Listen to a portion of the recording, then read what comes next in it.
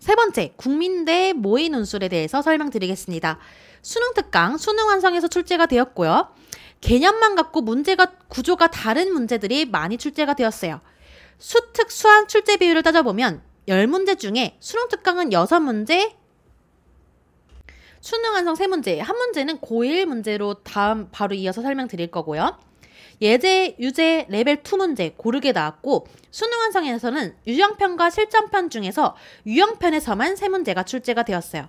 단원별 출제 비율을 따져보면 수원 1문제, 수투 3문제, 미적분 5문제, 고1 내용 1문제로 미적분이 조금 비율이 높다고 할 수가 있겠죠. 그리고 수원은 수열, 귀납 6단원에서 1문제 나왔고요. 수투는 극한과 연속 1, 2단원에서 나왔고요. 수투. 그 다음에 미분 파트 3, 4단원, 3, 4, 5단원, 그 다음에 적분 파트 6, 7단원에서 고르게 한 문제가 나왔어요. 그 다음에 미적분에서는 급수 파트 한 문제, 미분에서 2문제, 적분에서 2문제 고르게 나왔다고 할 수가 있겠죠.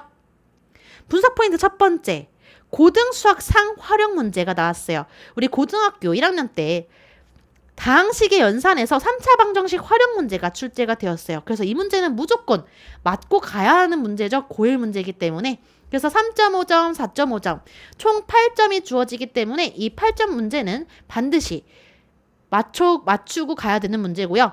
고등수학 상 활용 문제에서 출제될 가능성이 높겠죠. 예상 문제가 나왔기 때문에.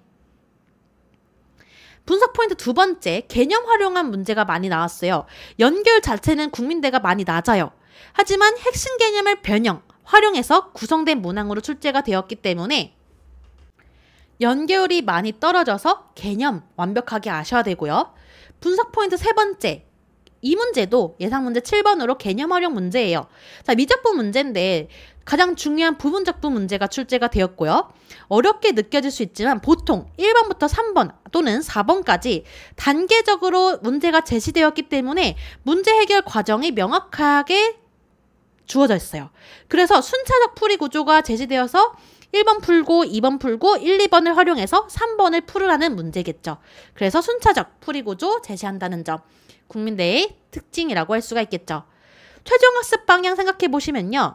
연계 경향은 미적분 파트가 많이 나왔기 때문에 미적분 중심 출제를 예고하고 있다고 할 수 있고요. 그리고 자연 계열은 절반 이상이 미적분에서 출제되었기 때문에 미적분 무조건 공부하시고 가셔야 돼요. 그리고 인문 계열은 고1 과정에 3차 방정식 활용 한 문제가 포함되기 때문에 이 고1 과정 문제는 무조건 맞추고 들어가야겠죠? 그 다음에 출제 범위는 비교적 쉬운 문제부터 고난도 문제까지 난이도가 고르게 분배되었어요.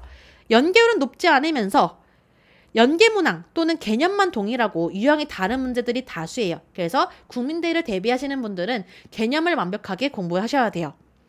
자, 학습 포인트. 수능 특강, 수능 완성, 미적분 편을 꼼꼼하게 학습해서 개념을 확실히 다질 것.